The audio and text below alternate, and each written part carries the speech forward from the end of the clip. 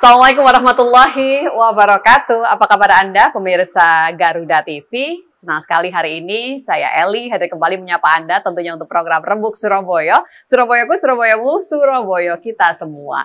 Wadahnya arek-arek Surabaya, ini adalah rumah kita bersama untuk bisa mendapatkan informasi terbaru, terakurat juga dari para legislatif kita. Karena memang ini adalah program yang dipersembahkan oleh DPRD Kota Surabaya, di mana untuk hari ini kita akan membahas tentang optimalisasi aset untuk peningkatan PAD.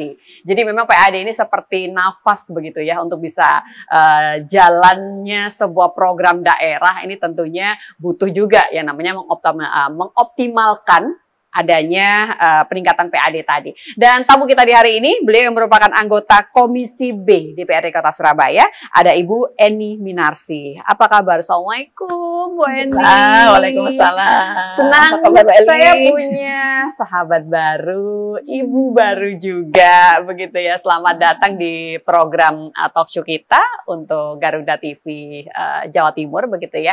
Ibu, kita hari ini ngobrol tentang optimalisasi aset untuk peningkatan PAD begitu ya. Siap. Mungkin Bu Eni bisa memberikan pembuka dulu, penjelasan di awal dulu. Apa sih sebenarnya yang dimaksudkan dengan aset daerah dan juga PAD tadi, Bu? Baik, terima kasih Mbak Eli, salam kenal.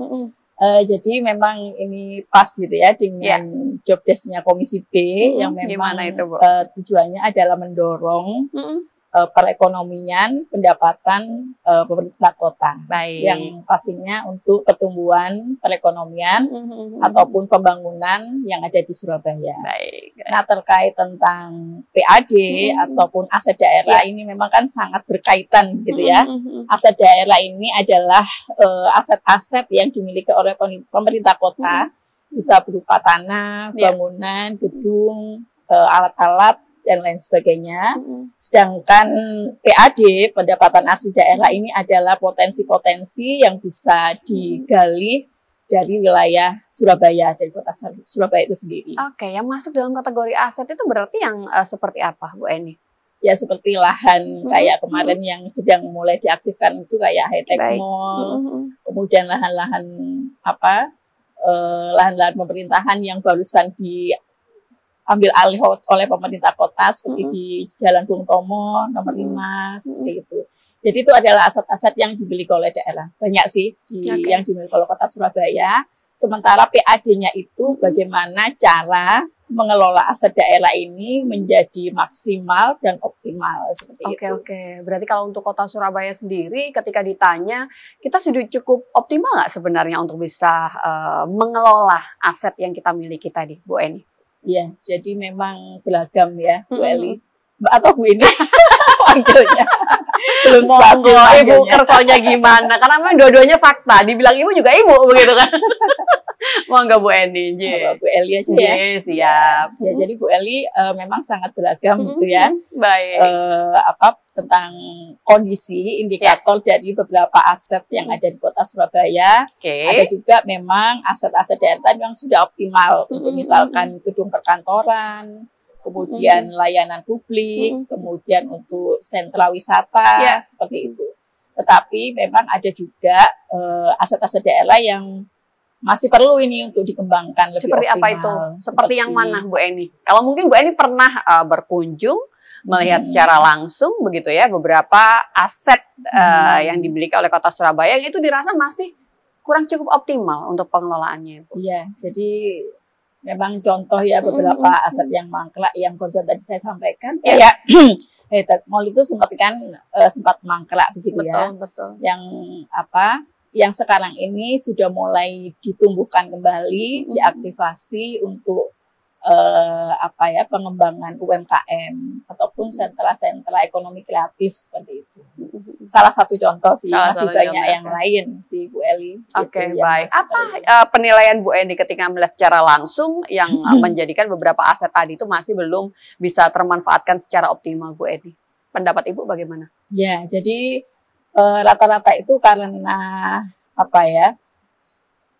memang agak terabaikan begitu. Nggak mungkin pemerintah kota masih fokus di aset yang lain atau bisa jadi sebenarnya banyak sih kalau saya lihat tuh aset-aset yang masih mangkrak gitu ya. misalkan kayak apa ya, aset apa itu untuk sejarah misalkan, untuk cagar budaya itu ya, ataupun aset-aset pertanahan gitu ya, yang masih banyak di lokasi-lokasi yang strategis tetapi belum dioptimalkan. Misalkan ya, optimalkan ini bisa mungkin sekarang ini kan banyak juga apa ya, lahan parkir yang modern. Jadi Surabaya ini tuh sebetulnya kan warganya sangat mobil. Sementara kondisi tanah di Surabaya ini kan enggak luas banget, masih sudah banyak bangunan, sehingga mungkin warga itu banyak yang punya rumah tapi lahannya sempit gitu kan. Nah, salah satu yang menjadi tujuan itu kan lahan parkir. Nah, ini masih bisa dimanfaatkan untuk lahan parkir di tempat yang strategis. Gitu. Berarti tinggal menantikan idenya saja begitu ya? Ide dan gagasan tadi ya. Sangat diperlukan. Seperti apa Bu upaya dari Komisi B mungkin untuk bisa mendorong pemerintah kota dalam upaya memberikan ide-ide segar dan juga gagasan tadi Bu Eni? Ya, kita itu kan ibarat rumah ya. Rumah saya umpamakan ke rumah kita sendiri aja ya. Baik. Itu yang pertama kali sangat mendasarkan, kita harus aware dulu gitu ya. Betul. Dengan aset di keluarga yang kita miliki gitu kan. Mana saja sih punya kita? Ya, gitu ya. Mana aja sih. Kadang-kadang itu saya selaku ibu-ibu juga. Itu kadang-kadang lupa ya. Loh, udah punya panci nih. Kenapa harus terabaikan gitu ya. Kadang-kadang tertutup. Kita mungkin fokus ke kegiatan lain gitu ya. Pas butuh atau pas lagi butuh lah pokoknya ya, beli lagi, terlupakan gitu ya. Padahal bisa jadi aset yang sudah ada ini masih bisa loh dikelola lagi, dimanfaatkan gitu, begitu ya. Salah satu contoh kecil. Nah, sama seperti itu. Kadang-kadang itu tadi kita tuh tahu sebenarnya itu aset milik BUMD misalkan. Saya sendiri kan kadang masyarakat kan juga kurang paham gitu ya. Oh, ternyata itu ini ya, waktu di Ngagel itu punya PDAM, terus ketika Komisi B, saya dan Komisi B diminta untuk melihat proyek KP4-nya PDAM, itu kan baru terlihat, oh ada aset sekian luasnya, seperti itu. Belum lagi yang punya KAI, PD Pasar, bahkan sampai tingkat kelurahan. Nah, itu hal yang kecil-kecil ini kadang-kadang nggak terlihat gitu. Berarti pertanyaan saya gini Bu Eni, sebenarnya sebaik apa kita mengarsip atau juga memiliki data yang akurat terkait dengan itu semua? Jangan-jangan ya itu tadi, kita sebenarnya bukan lupa, tapi datanya saja masih nggak valid begitu loh. Ya itu yang bikin lupa juga. Bikin lupa juga kan, kalau kita sudah punya data yang valid, itu kan sebenarnya sangat basic ya. Inventarisasi, nah kemudian mendata apa saja sih aset-aset yang kita punya, kemudian datanya ini kalau misalkan jelas ada di depan mata, ini kan akhirnya teringat ya. Kadang-kadang kita memang kelupaan sih, wajar ya Bu Eli, tapi ketika melihat data, oh ini masih bisa dipotensikan, ini aset A, oh ini sebetulnya masih bisa dikembangkan, misalkan kerjasama dengan pihak swasta ataupun dengan BUMD gitu kan. Apalagi BUMD sekarang ini kan sedang didorong begitu ya, dari PD perusahaan dagang ke Perumda ataupun Perseloda. Yang ini sangat memungkinkan mendorong BUMD itu untuk berkembang. Berarti contoh misalkan yang di BUMD Rumah Potong Hewan, itu yang asalnya itu kan fokus hanya di pemotongan daging. Sekarang ketika berubah menjadi Perseloda ini mempunyai keleluasaan untuk bekerjasama dengan pihak swasta, misalkan untuk mengelola daging itu menjadi kemasan, misal kayak kornet, kayak sosis, seperti itu, pentol, nah itu kan lebih bisa berkembang lagi. Jadi selain asetnya, selain asetnya juga pemanfaatan aset tersebut. Baik. Nanti kita akan coba lanjut kembali Bu Eni ya. Kita harus jeda sebentar dan pastikan Anda tetap bersama dengan kami pemirsa Garuda TV.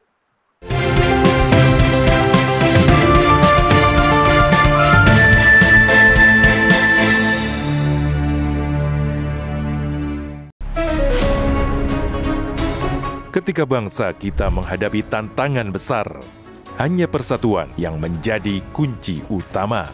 Ambil kesempatan untuk memaksimalkannya apa enggak tuh? Tunjukkan buktinya. Bahas semua isu hangat bersama ahli dan pakar terpercaya. Pelapornya saudara Jokowi. Anda juga diam. Oke, diam, tenang dulu di sini. Indonesia Kita. Setiap hari pukul 7 malam hanya di Garuda TV.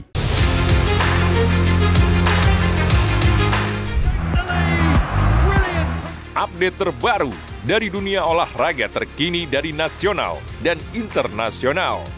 Ikuti analisis tajam dan rekap momen epik. Wakil Inggris Aston Villa juga akan menjamu jawara. Pengabdian Trent Alexander. Garuda Sport 8 setiap hari pukul 7 pagi, 3 sore dan 11 malam hanya di Garuda TV.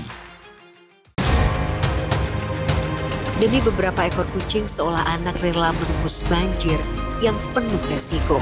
Seorang anak yang memberi kejutan kepada ayahnya berupa sebuah gitar baru.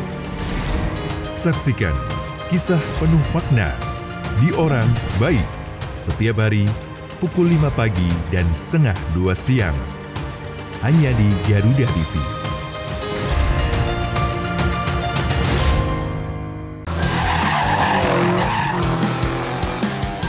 Temukan semua hal menarik tentang otomotif di sini. Luar biasa. Dari inovasi terkini hingga aksi seru di arena balap kami hadirkan. Rally Dakar Special Edisi. Informasi lengkap dari nasional hingga internasional. Ajang mengasah kemampuan pembalap. Otomotime. Setiap hari Sabtu pukul 3 sore hanya di Garuda TV.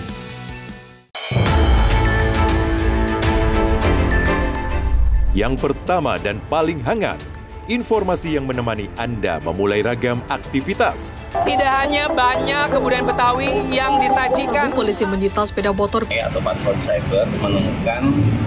Jadikan pagi Anda lebih berarti dengan kabar terkini. Laporan 8 pagi, setiap hari pukul 6 pagi, hanya di Garuda TV.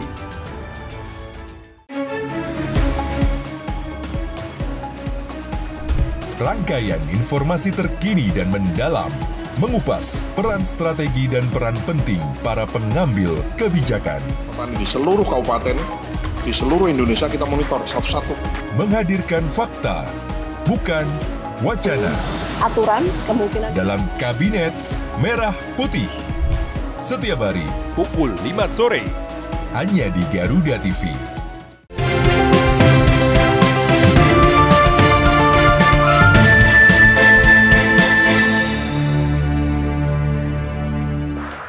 Baik, terima kasih pemirsa Garuda TV Anda yang masih bersama dengan kami, tentunya untuk program Rebuk Surabaya yang dipersembahkan oleh DPRD Kota Surabaya. Kita masih tengah bersama dengan anggota Komisi B DPRD Kota Surabaya. Seperti yang sudah kita obrolkan tadi begitu ya di segmen 1, satu poin penting yang hampir di closing tadi kita dapatkan begitu ya. Sebenarnya jelas kita masih butuh pembenahan, lemah tentang data tadi begitu ya Bu Eni. Terus seperti apa ini ketika Ibu melihat secara langsung kondisi aset tadi? Misalnya tadi Ibu sempat cerita yang ada di PDAM dan juga mungkin yang ada di RPH begitu ya. Apa sih Ibu masukan-masukan atau yang sempat Ibu lihat ketika Ibu melakukan kunjungan ke sana Bu Eni?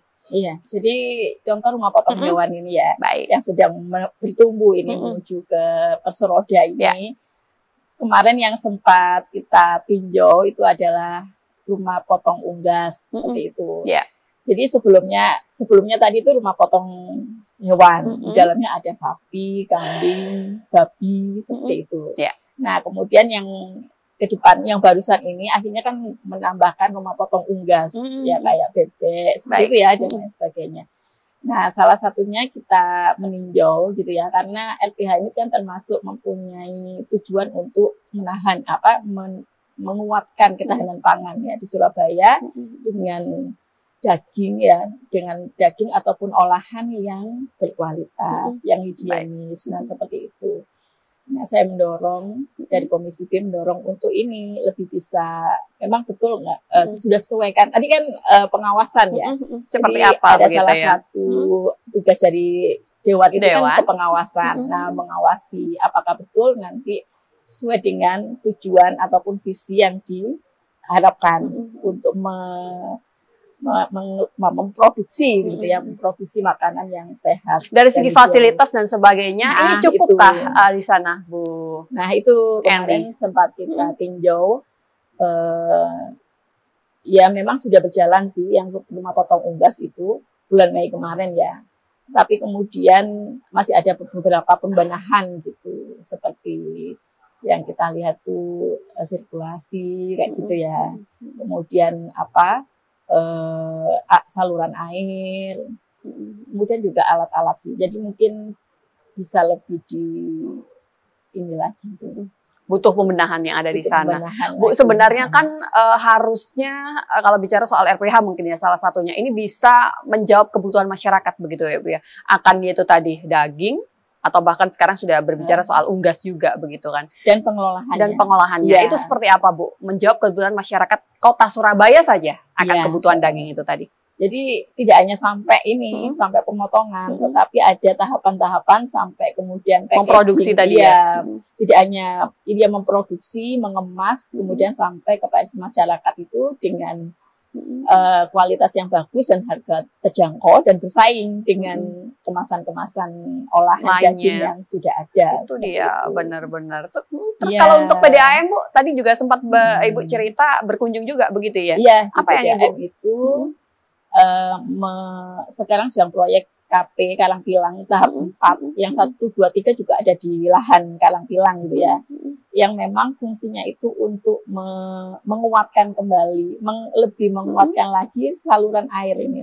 Kalau Surabaya itu kan sudah 100% ya menggunakan PDAM. Nah ini bisa lebih lancar lah mengalir sampai ke ini biasanya kadang-kadang Surabaya Utara itu kan kurang gitu ya, bisa menjangkau semua baik utara, timur, barat, selatan seperti itu dengan proyek memperbesar kapasitas pipa pengairan ini bisa lebih lancar. Setidaknya ini legislatif juga akan turut memastikan begitu ya, tidak ada masyarakat di Kota Surabaya yang tidak rumahnya atau tempat tinggalnya tidak teraliri oleh air. Semoga begitu ya, makin ke depan ini akan makin banyak sekali inovasi yang dilakukan begitu kan. Ibu, sebenarnya tantangan untuk bisa mengelola aset daerah itu apa?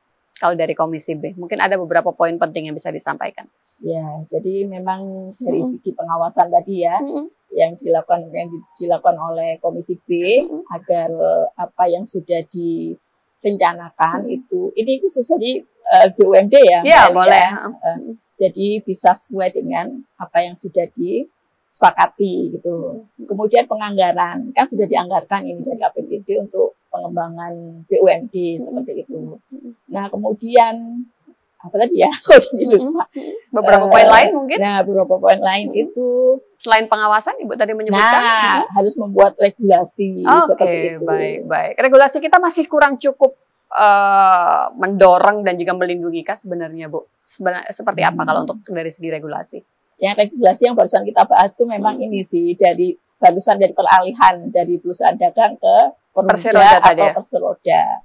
Jadi kan nggak semua ya, kalau PDAM itu karena lebih fokus ke layanan masyarakat, jadi nanti bentuknya itu perumda, tidak profit oriented. Nah kalau RPH ini kemarin lebih ke perseroda, jadi bisa lebih profit, bisa lebih berkembang, seperti itu. Kebijakan barukah sebenarnya Bu? Mungkin kita boleh flashback sedikit perubahan pada ke perseroda tadi. Enggak sih, sebetulnya sudah ada cantolannya di pusat gitu.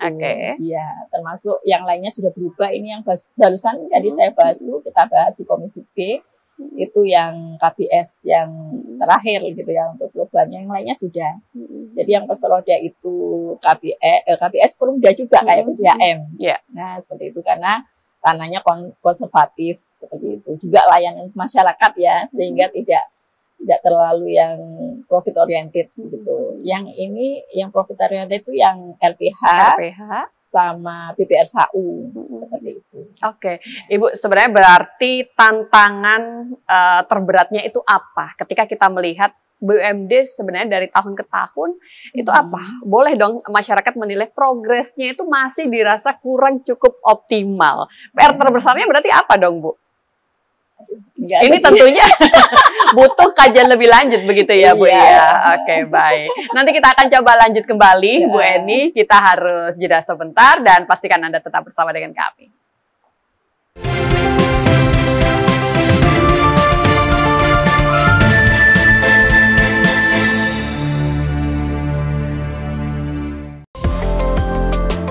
Alam yang mempesona, budaya yang mengakar, dan sejarah yang menawan. Setiap sudutnya selalu punya cerita yang akan diceritakan. Perjalanan keindahan dari negeri yang luar biasa. Jelajah Nusantara. Setiap Sabtu dan Minggu hanya di Garuda TV. Menyajikan kabar terbaru dari dunia hiburan tanpa batas. Bongkar semua fakta menarik di balik gosip paling panas dan terupdate. Oh, aku udah bagus. Saya dan keluarga. Dibahas secara mendalam dan akurat. Gosip panas selebriti setiap hari pukul 9:30 pagi hanya di Garuda TV.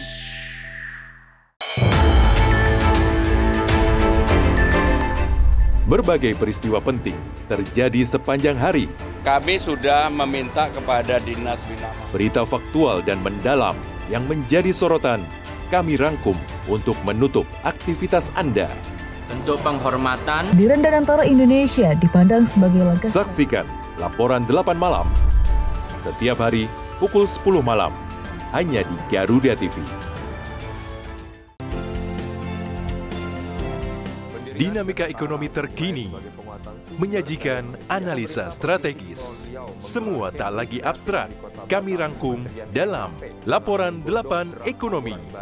Terkait batas minimal luas rumah subsidi, PT Kereta Api Indonesia menyediakan pelayanan Suite Class Compartment. Setiap hari Senin, pukul 10 pagi dan setengah 5 sore. Hanya di Garuda TV.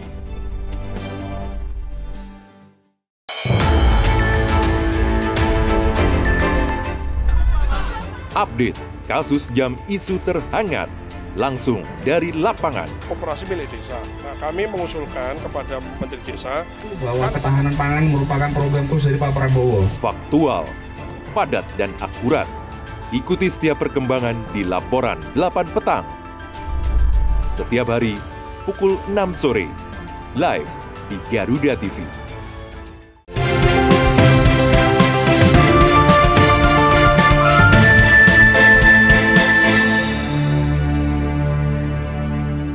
Ketika kita sudah mampu memetakan tantangan yang ada begitu ya, terus juga kita sudah bisa melihat juga potensi yang dimiliki itu sebenarnya apa saja. Itu artinya kita siap untuk bisa melangkah juga. Strategi apa yang harusnya bisa dilakukan. Nah, bagaimana ini tentunya DPRD bisa berperan juga ya untuk bisa merumuskan beberapa kebijakan yang berkaitan dengan strategi yang harusnya dilakukan, Bu Eni, monggo. Ya, jadi strategi mendasar itu memang ya seperti yang sempat kita bicarakan di awal tadi ya, Mbak. Baik.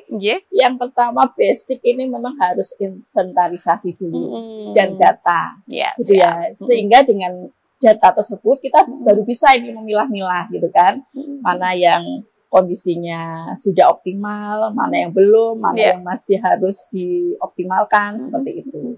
Nah, kalau sudah terinventarisasi dan data dengan bagus, lalu kemudian bisa memakai pola kerjasama. Baik. Ya, pola kerjasama dengan pihak lain, baik itu pihak swasta maupun dari pihak BUMD. Nah, kemudian strategi berikutnya mengoptimalisasi BUMD ini. Bagaimana bisa bersaing dengan perusahaan-perusahaan swasta misalkan. Kita kan juga bisa itu studi banding seperti itu, ataupun selain pihak swasta juga mungkin BUMD lain yang sudah lebih running well seperti itu. Baik, baik. Itu langkah-langkah strategis ya, Bu ya. Termasuk juga optimalisasi tadi aset melalui BUMD tadi. Baik. Terus dalam konteks ini DPRD memastikan semua kebijakan tadi berjalan dengan efektif, tidak ada penyalahgunaan. Itu bagaimana, Bu Eni? Ini termasuk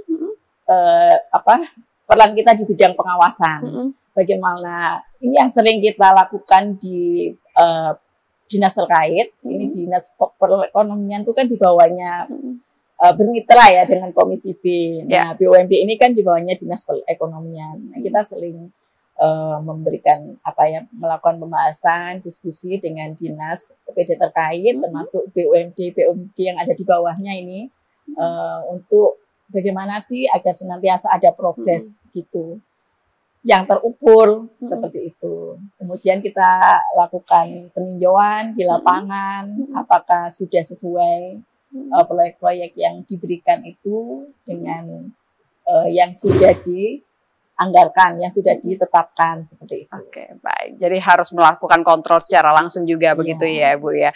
Oke, baik. Ini tentunya ada beberapa contoh konkret begitu kan yang bisa dilakukan juga. Sebenarnya masyarakat bisa nggak turut serta melakukan pengawasan itu, Bu Eni? Iya, betul. Jadi masyarakat itu justru merupakan mitra penting ya buat kita. Masyarakat bisa melakukan pengawasan juga apabila apabila mengetahui ada aset-aset yang mangkrak misalkan atau belum optimal di lingkungan sekitarnya. Masyarakat kan lebih tahu sebetulnya ya. Mungkin aset itu kadang-kadang sih juga ada ide dan gagasan dari masyarakat setempat. Pada saat reses itu ini ada lahan kosong bahkan bisa untuk balai RW seperti itu. Kalau memang dari susunan tata kelola ruangnya itu memang tidak dipergunakan dalam waktu dekat. Nah, itu bisa dikelola menjadi fasum-fasos seperti itu. Masyarakat juga bisa melakukan pengaduan pada saat atau memberikan ide dan gagasan pada saat musrenbang di kelurahan maupun di kecamatan seperti itu. Atau pada saat reses yang kita langsung bertemu dengan masyarakat. Ya, sebentar lagi juga reses. Nah, itu masyarakat bisa juga langsung memberikan temuan, kemudian berikan ide maupun gagasan seperti itu. Yang terjadi di lapangan masyarakat kita sudah cukup proaktif nggak sih, Bu Eni, untuk yang seperti ini? Turut serta mengawasi, memberikan sumbangsi ide dan sebagainya, Ibu? Kalau saya lihat waktu reses sih banyak ya, yang alhamdulillah sih masih antusias. Masyarakat biasanya sudah aware gitu ya dengan permasalahan yang ada di wilayahnya masing-masing gitu. Apa sih kondisi yang kadang-kadang kita saat bertemu dengan masyarakat kan punya masalah yang beda-beda ya, punya kekhasan sendiri. Kearifan lokal lah kayak seperti itu Bali yang kemudian perlu untuk di follow up lebih lanjut. Oke, baik. Bu Eni, kita coba beralih ke poin 6 ini ya. Jadi kita ingin bicara soal contoh konkret begitu kan. Jadi Ibu mungkin bisa memberikan cerita begitu ya, semacam studi kasus sukses optimalisasi aset di Surabaya. Atau kalau Ibu sempat melihat di beberapa daerah lain boleh juga. Seperti apa untuk pengelolaannya itu mungkin bisa menjadi inspirasi Bu Eni.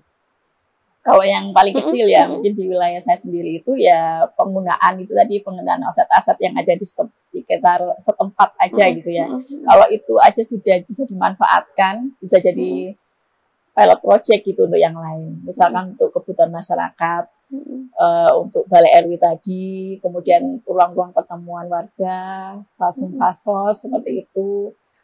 Atau misalkan contoh yang paling ini aja kalau wilayah Surabaya ya, pengelolaan kota lama itu ya yang dulu mungkin nggak terlihat gitu ya, tetapi begitu dimunculkan menjadi sebuah tempat wisata begitu kota ya. Surabaya itu bisa menumbuhkan ekonomi juga, UMKM juga bisa bertumbuh di sana.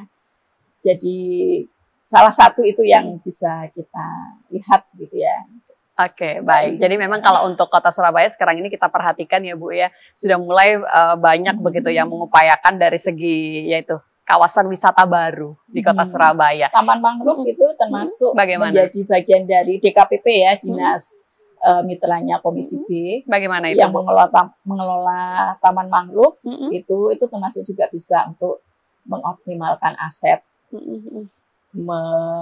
mengundang para wisatawan. Mangrove sebenarnya kan ini sudah cukup lama hadir ya Bu ya di tengah masyarakat Kota Surabaya. Apa yang terbaru sekarang ini Bu Eni? Ya, jadi memang salah satu strateginya memang harus selalu ada yang baru.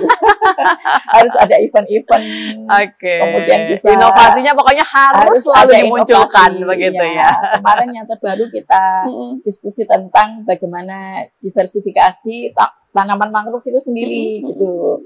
Padahal tanaman mangrove ini kan nggak semua bisa tumbuh di tempat lain gitu kan ya. Termasuk Surabaya ini ada, dan itu harus ditunjukkan ini kepada masyarakat. Bahkan ada wisatawan asing yang bisa merasakan begitu ya keunikan pengelolaan taman mangrove.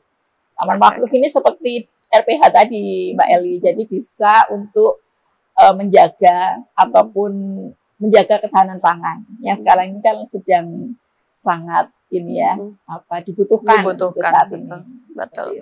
Jadi semoga deh nanti ini benar-benar bisa memiliki daya ungkit tersendiri juga untuk pertumbuhan atau juga mungkin perputaran perekonomian yang ada di Kota Surabaya, karena itu tadi ujung-ujungnya adalah kita butuh begitu kan perekonomian yang jauh lebih bertumbuh untuk Kota Surabaya. Betul ya Bu ya. Dimana diciptakan sesuatu yang baru, unik ya, membuat orang ingin ke sana, pasti itu akan ngefek semuanya gitu ya. UMKM jadi jalan, perekonomian bertumbuh, wisatanya pun banyak pengunjung, seperti itu. Di tempat-tempat baru yang sudah dilakukan inovasi, Ibu melihat daya ungkit tadi sudah muncul Bu di beberapa titik? Ya, pasti itu ada progresnya.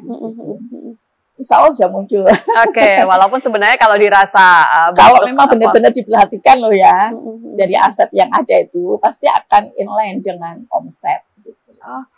Tentunya tinggal dinantikan saja begitu ya ide-ide terbaru begitu. Yang hari ini kan KBS ya yang sedang kita bahas, sedang akan membuat apa seperti itu, sehingga membuat orang itu yang mungkin sudah pernah datang akhirnya balik lagi. Jadi jangan sampai sebatas booming di awal begitu kan, tapi tidak membuat akhirnya bisa langgeng atau berkelanjutan begitu kan. Karena PR-nya ada di situ.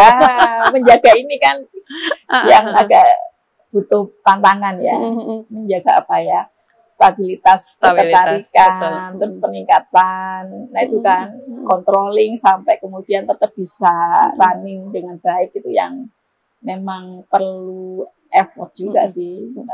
Bu, mumpung bicara soal badan usaha milik daerah begitu ya, apa kabar PD Pasar Bu? Ini kan sebenarnya juga masyarakat menantikan begitu ya, beragam inovasi baru yang tentunya bisa memberikan layanan yang lebih optimal lagi. Seperti apa? Di pasar-pasar di Surabaya di bawah mitra binaan PD Pasar ini kan sangat banyak ya, dan pasar tradisional itu kan merupakan termasuk pilar pertumbuhan ekonomi karena berkaitan dengan UMKM, dan UMKM ini merupakan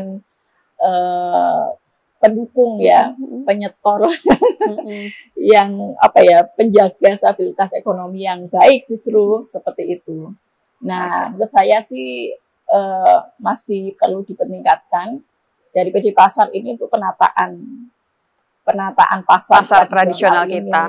Bagaimana parkirnya, penataan stand-standnya, nyaman ya, kebersihannya, seperti itu. Jangan sampai kalah gitu kan dengan pasar yang lain gitu, yang di luar mitra binaan PD Pasar. Baik Bu Eni, di segmen berikutnya saya ingin tahu apa saja sih sebenarnya kegiatan Ibu dan juga Bapak-bapak legislatif di Komisi B khususnya. Apa yang tengah diperjuangkan untuk masyarakat di Kota Surabaya. Tapi kita harus jeda sebentar dan pastikan Anda tetap bersama dengan kami.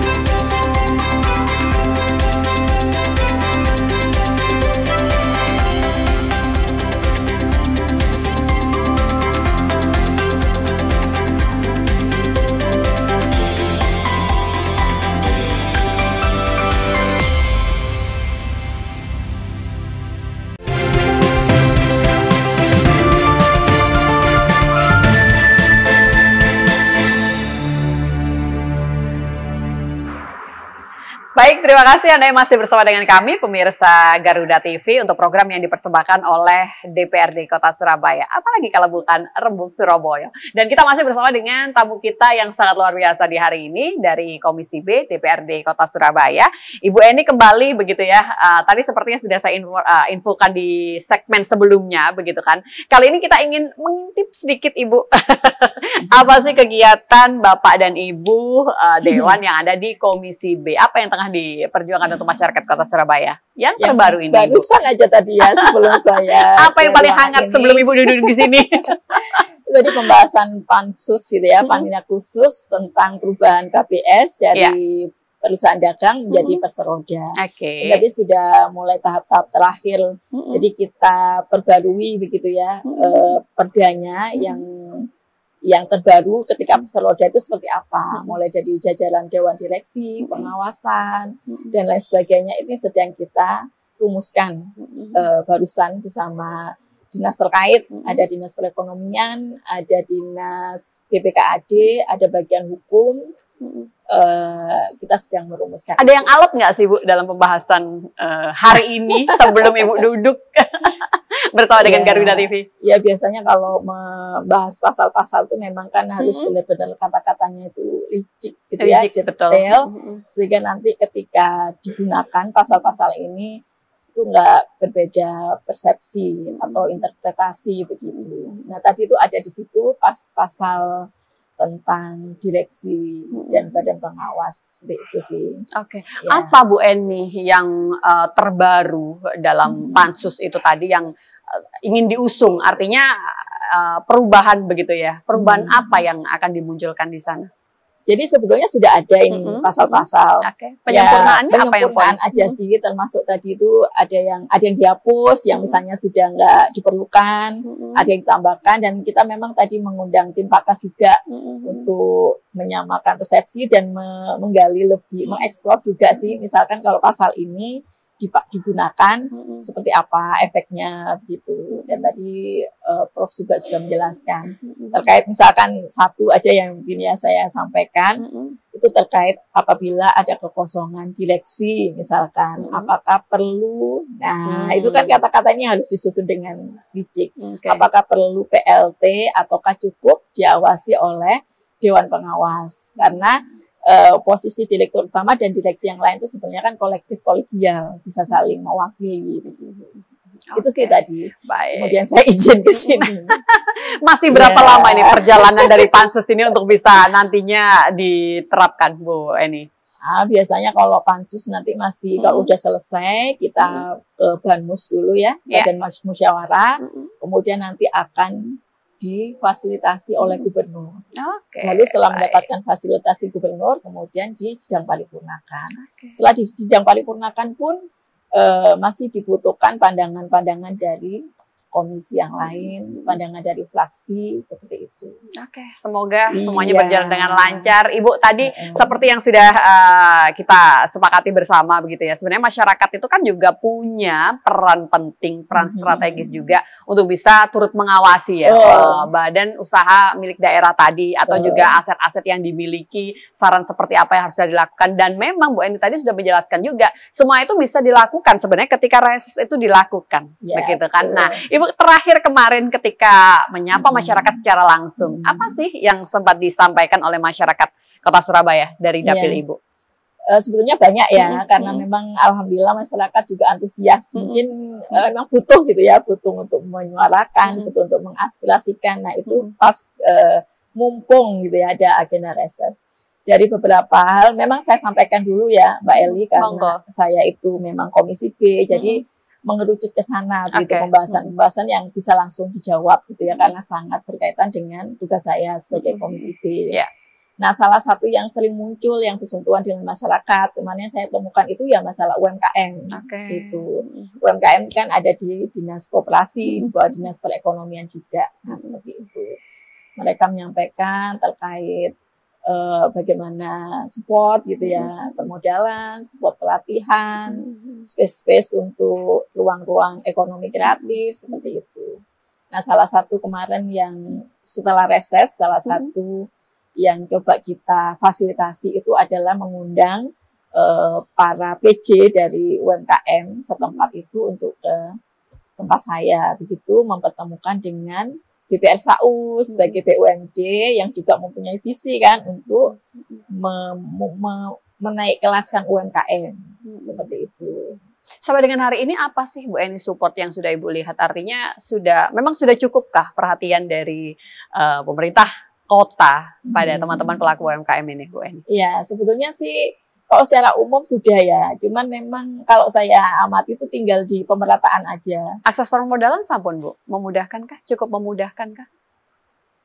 Cukup memudahkan, tapi memang dengan syarat-syarat tertentu ya. Seperti di BPR SAU itu kan ada itu program untuk UMKM naik kelas, yang dari mulai tingkat dasar itu sampai kemudian kalau naik bisa jadi program yang selanjutnya. Contoh ini bisa memudahkan UMKM untuk mengakses permodalan yang 2,5 juta, apa nama programnya, 2,5 juta.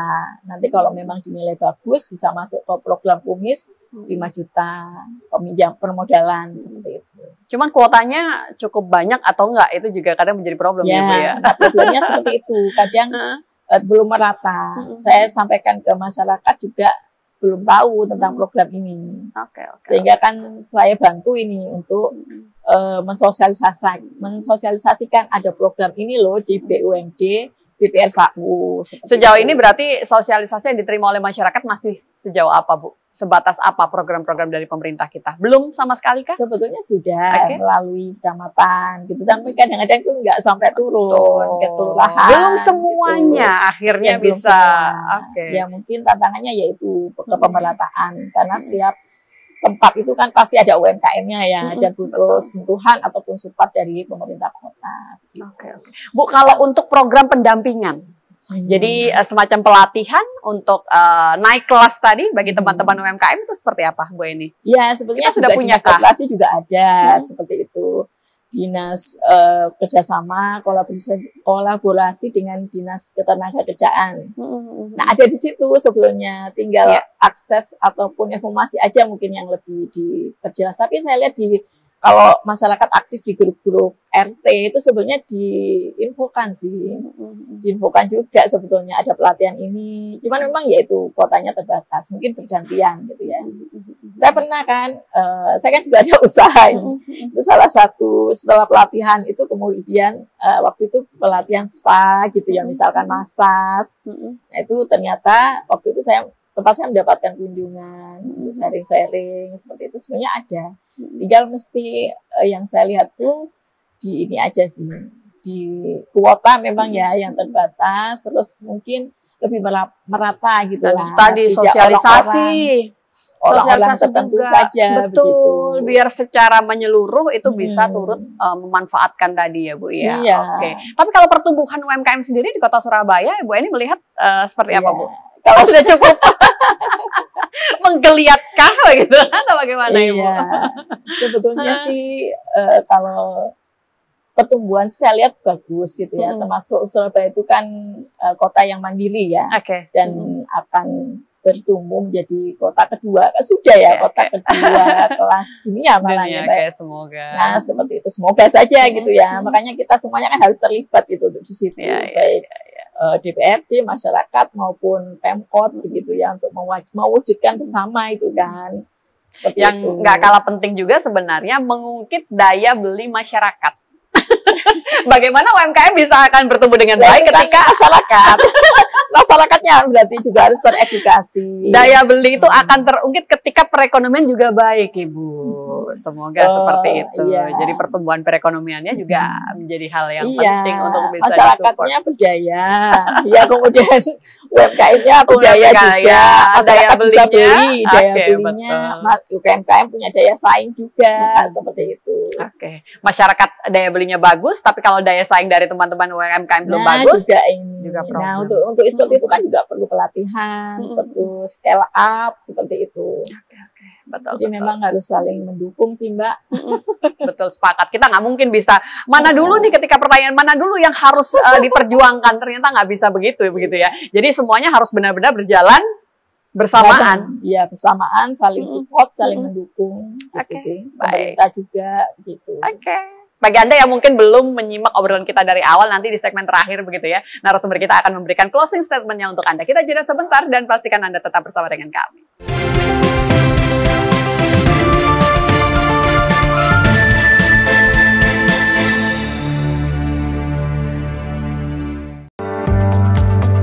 Menyajikan diskusi hangat yang tengah menjadi sorotan publik bersama tokoh berpengaruh di negeri ini. Terjadi apabila ada pengetahuan dan keberanian mengungkap berbagai pandangan dari isu sosial, politik, dan ekonomi. Program kunci dari Pak Prabowo adalah membangun SMA unggul. Tempat di mana ide memiliki arti penting. Kami beri nama Transkiara H. Orang penting setiap Jumat pukul 9 malam hanya di Garuda TV.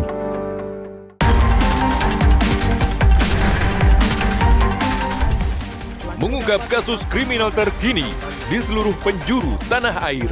Interogasi kepada pelaku. Ulasan tajam tanpa ampun bersama para aparat. Tak ada tempat untuk lengah. Informasi penting yang membuat Anda lebih waspada. Kriminal Plus 62. Setiap hari pukul 11:30 siang dan pukul 5:30 sore hanya di Garuda TV. Menelusuri jejak cerita legenda dan sejarah, mengungkap fakta di balik mitos dan fenomena aneh di luar nalar manusia. Insiden berdarah pembunuhan para jenderal yang membuat ciut nyali. Saksikan Misteri Hidup setiap Kamis pukul 9 malam hanya di Garuda TV.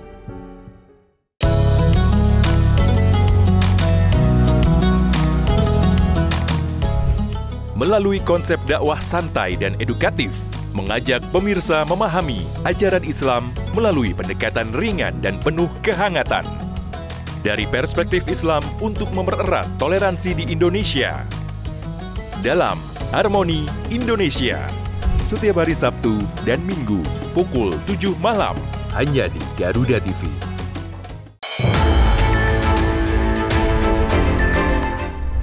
Perkembangan informasi paling aktual. Harus meminta masukan.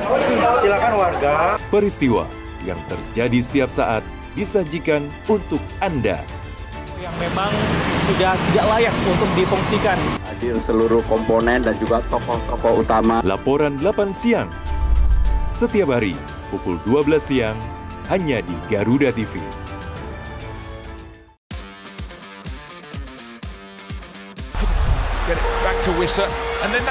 Kompetisi memanas pada tiap lini klasemen Eropa. Perebutan juara terus terjadi, membuka cerita baru di tiap laga pertandingannya.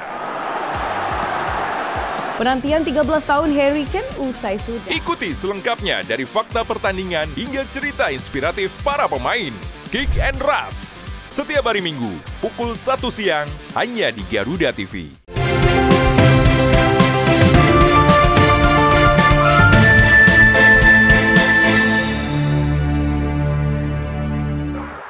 Setiap perjumpaan itu tentunya akan memberikan kesan tersendiri, termasuk juga ilmu tersendiri. Hari ini saya mendapatkan banyak sekali ilmu baru dari narasumber kita yang sangat luar biasa. Itu artinya kesempatan ini juga tidak akan disia-siakan begitu saja, begitu ya. Bagi Anda yang mungkin dari awal tadi belum menyimak obrolan kita secara detail, semoga di closing statement ini pemirsa Garuda TV Anda bisa mendapatkan begitu ya poin-poin penting dari apa yang menjadi tema kita di hari ini, yaitu optimalisasi aset untuk peningkatan PAD. Jadi kita berbicara adalah skup kota Surabaya. Bu Eni, monggo closing statement apa yang bisa disampaikan baik itu untuk pemerintah kota dan juga mungkin untuk seluruh masyarakat di kota Surabaya. Silakan Ibu. Baik, makasih Mbak Eli.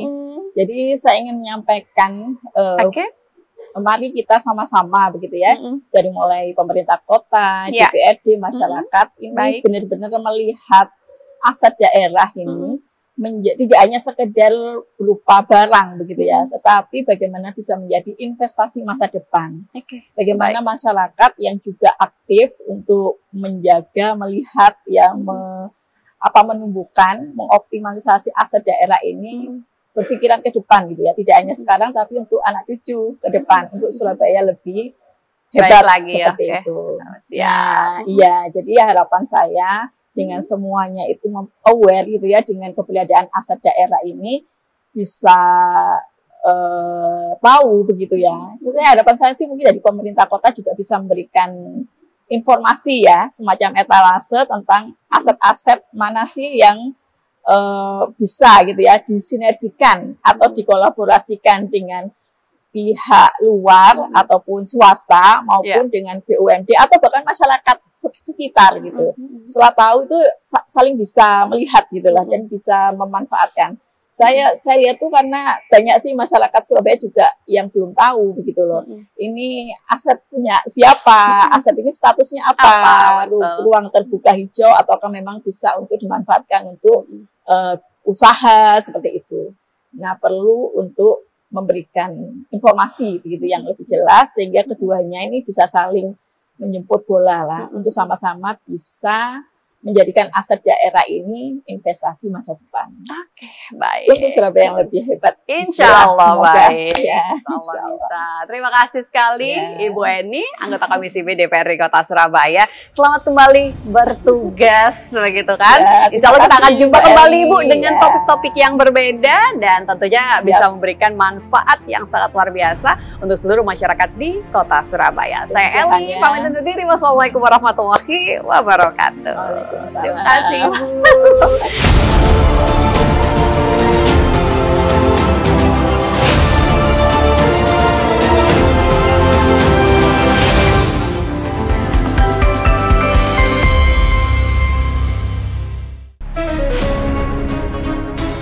Ketika bangsa kita menghadapi tantangan besar, hanya persatuan yang menjadi kunci utama. Ambil kesempatan untuk memaksimalkannya apa enggak tuh? Tunjukkan buktinya. Bahas semua isu hangat bersama ahli dan pakar terpercaya. Pelapornya saudara Jokowi. Ada diam. Oke, diam, tenang dulu di sini. Indonesia Kita, setiap hari pukul 7 malam, hanya di Garuda TV.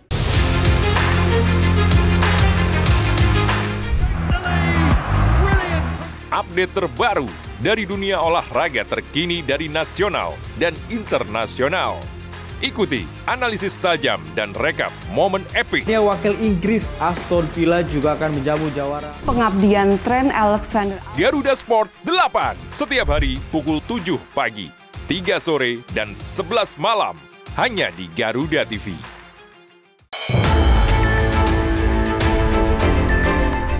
Berbagai peristiwa penting terjadi sepanjang hari. Kami sudah meminta kepada Dinas Bina Marga. Berita faktual dan mendalam yang menjadi sorotan, kami rangkum untuk menutup aktivitas Anda. Untuk penghormatan, Dirjen Antara Indonesia dipandang sebagai langkah. Saksikan laporan 8 malam. Setiap hari pukul 10 malam. Hanya di Garuda TV. Dinamika ekonomi terkini menyajikan analisa strategis. Semua tak lagi abstrak. Kami rangkum dalam Laporan 8 Ekonomi. Terkait batas minimal luas rumah subsidi, PT Kereta Api Indonesia menyediakan pelayanan Suite Class Compartment. Setiap hari Senin, pukul 10 pagi dan setengah 5 sore. Hanya di Garuda TV.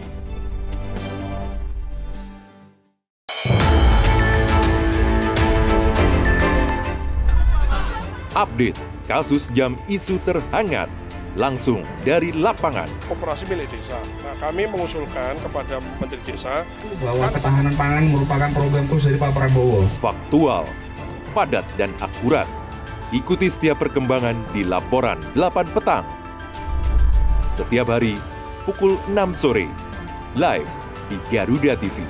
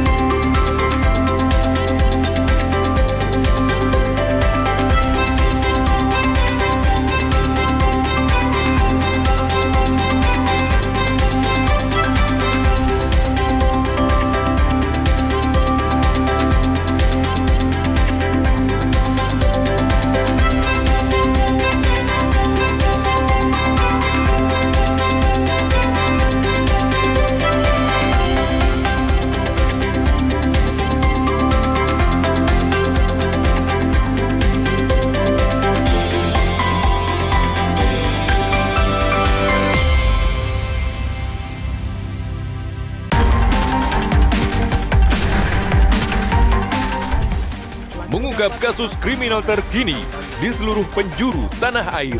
Interogasi kepada pelaku. Ulasan tajam tanpa ampun bersama para aparat. Tak ada tempat untuk lengah. Informasi penting yang membuat Anda lebih waspada. Kriminal Plus 62. Setiap hari pukul 11:30 siang dan pukul 5:30 sore hanya di Garuda TV.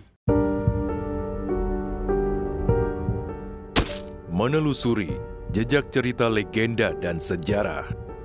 Mengungkap fakta di balik mitos dan fenomena aneh di luar nalar manusia. Insiden berdarah pembunuhan para jenderal yang membuat ciut nyali. Saksikan Misteri Hidup setiap Kamis pukul 9 malam hanya di Garuda TV. Demi beberapa ekor kucing, seolah anak rela menembus banjir yang penuh resiko. Seorang anak yang memberi kejutan kepada ayahnya berupa sebuah gitar baru.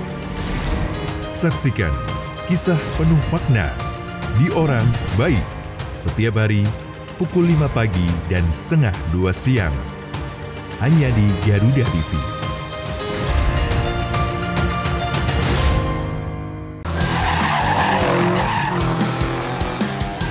Temukan semua hal menarik tentang otomotif di sini. Luar biasa. Dari inovasi terkini hingga aksi seru di arena balap kami hadirkan. Rally Dakar Special Edisi. Informasi lengkap dari nasional hingga internasional. Ajang mengasah kemampuan pembalap. Otomotime. Setiap hari Sabtu pukul 3 sore hanya di Garuda TV.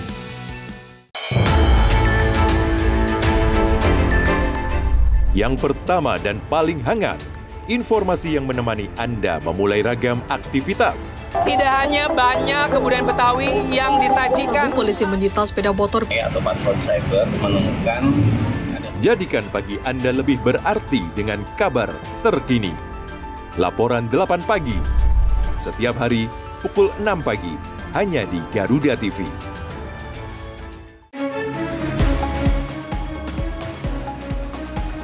Rangkaian informasi terkini dan mendalam, mengupas peran strategi dan peran penting para pengambil kebijakan. Di seluruh kabupaten, di seluruh Indonesia kita monitor satu-satu. Menghadirkan fakta, bukan wacana. Aturan kemungkinan dalam Kabinet Merah Putih. Setiap hari pukul 5 sore hanya di Garuda TV.